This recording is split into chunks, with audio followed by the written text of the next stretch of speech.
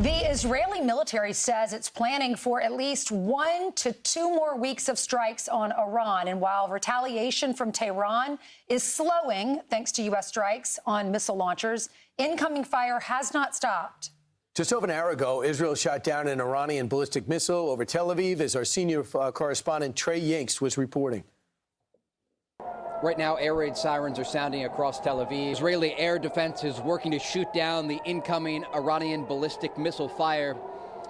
This is the 5th time since the middle of the night that the Iranians have launched an attack against central Israel. Israel's missile defense system soaring through the skies, working to shoot down this incoming fire right now. And Trey joins us now with the latest on the ground. Good morning, Trey. Yeah, hey, Lawrence, good morning. A senior Israeli official telling Fox News that the Iranian regime is having trouble coordinating and communicating as these strikes intensify against the Iranian capital of Tehran. They're going after what they call the repression mechanism of the regime, the IRGC headquarters, the Basij headquarters, and other locations where officials were commanding the crackdown on protesters earlier this year. It comes as the IDF released a new video today showing an F-35 fighter jet shooting down an Iranian warplane over the skies of Iran, the first dogfight and kill for the Israelis since the 1980s. Tel Aviv was under fire overnight as Iran is still trying to get off more ballistic missile fire. There have been 5 separate attacks over the past 12 or so hours. Much of that interception taking place overhead of Israel's second largest city. But U.S. Central Command is also releasing some new video showing them going after the ballistic missile launching positions inside of Iran. We also understand the Americans and the Israelis are going after the storage and production facilities there. And while the Israelis are looking east, they're also looking north to the Iran-backed Lebanese militant group Hezbollah. Some very interesting developments this hour. The IDF just released a massive evacuation order for southern Beirut. This is the Dakhya neighborhood, a Shia Hezbollah stronghold, and they are telling all civilians in this area to evacuate immediately, an indication they are going to continue this bombardment campaign. And tonight, Lebanese leadership is expected to speak about the threat of Hezbollah in their country. Again, a change in tone from the Iranian president and prime minister because they understand that Hezbollah is now threatening the structure and stability of their country. Guys? Hey, Trey, when you look at what's happening now inside Iran, they seem to be talking tough again, and we don't see much in terms of defections. Is there a sense, is Iran thinking, holding on and not losing is winning? Yeah, absolutely. And I want to read you a post that Iran's foreign minister put on X after the news of an American torpedo took down an Iranian frigate off the coast of Sri Lanka. And he says, in part, mark my words, the U.S. will come to bitterly regret precedent it has set.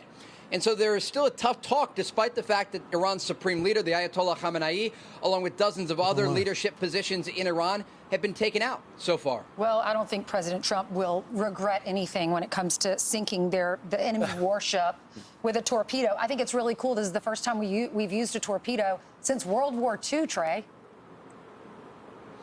Yeah, absolutely. And this was a major victory, according to U.S. officials, at sea, and an indication that the Americans will strike Iran and its military all over the world, wherever they are located. And we talked about this last hour, but I think it's really important to underscore here how we got here.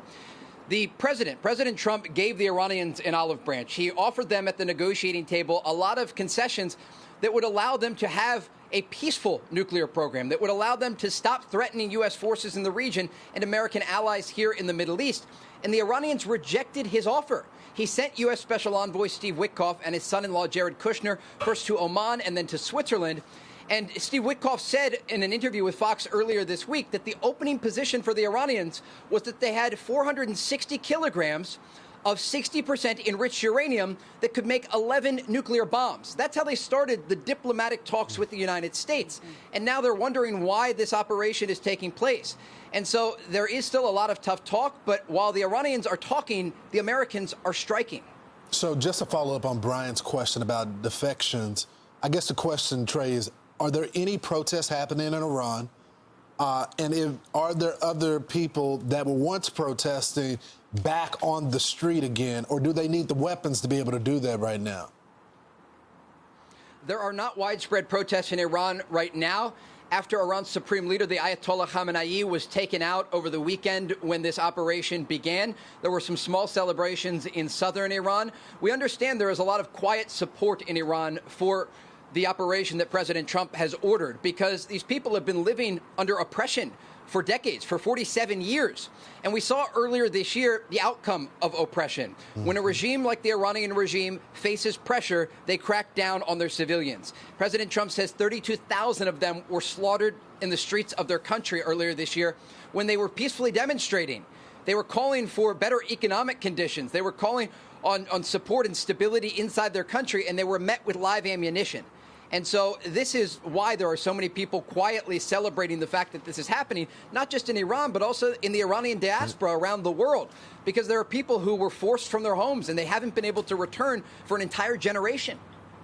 So the Strait of Hormuz is nothing. There's no traffic going through it. The Iranians came out and says Europeans in the U.S. and Israel, you're banned, but everyone else can use it. Can you give me an idea of how much merchant traffic will start resuming in the Strait of Hormuz? And what would it take for that to happen, being that they have no Navy to stop them, but they have land-based missiles that could actually hit them? So what do you think would happen to open that up? I know the world markets would love that. Yeah, it's a great question, Brian. And when we look at the energy in the Strait of Hormuz and in the Persian Gulf, it's a really important topic amid this conflict. And the Iranians still have these shorter-range cruise missiles and drones that they can use to threaten Gulf countries and the Strait itself. They've attacked shipping vessels oftentimes and tankers in the past before. They also have mines that they can place at sea. Something we should note here, though, is the liquefied natural gas production in Qatar has been completely halted for the first time in 30 years. And Qatari officials say, look, this is a significant development that is going to affect global energy prices. And just today, earlier, they were shooting down incoming Iranian fire. And so Iran continues to threaten the Gulf, but they no longer have a navy in the Gulf. In the Gulf of Oman, they had a number of vessels. All of those vessels, according to U.S. Central Command, are now at the bottom of the sea. Yeah, so what about the uranium, the enriched uranium? How do we get that out? Are we able just to bomb those sites, or do you have to actually physically go in and get that? There's a lot of information that we have about all of this unfolding, but broadly, I will say they have to first identify where it is, and then second, make a decision if it's possible to destroy it or to dilute it. And we understand, according to U.S. officials, there's a lot of options on the table. And the one thing that we've learned from covering stories like this is to expect the unexpected. There are always things that we can't predict are going to happen in the region, but we do know they still have enriched uranium stockpiles. And again, Iran's leadership, the foreign minister, came to the negotiating table and was touting the fact that Iran was close to being able to create a nuclear weapon. I mean, when uranium is enriched at 60% purity, it's just one step away from 90%, which is considered weapons-grade material. And that is really one of the primary reasons that the United States and Israel launched this operation, because the Iranian regime kept saying over and over again, we want a peaceful nuclear program for health and energy. Then the question is, why did the program have to be buried half a mile underground? And this is really the question that people were posing to the negotiators. If you're pursuing a nuclear program for peaceful purposes, the U.S. envoy said, we're willing to give you nuclear fuel, and they refused.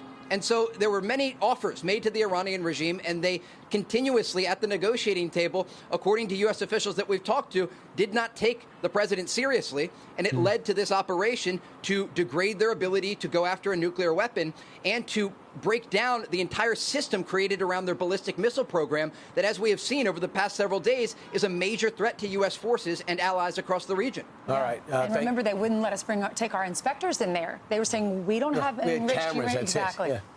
Thank you so much, Thanks, Trey. Trey. Excellent job, as always. Want even more Fox News on YouTube? Become a Fox News Patriot today. Click join to find out how.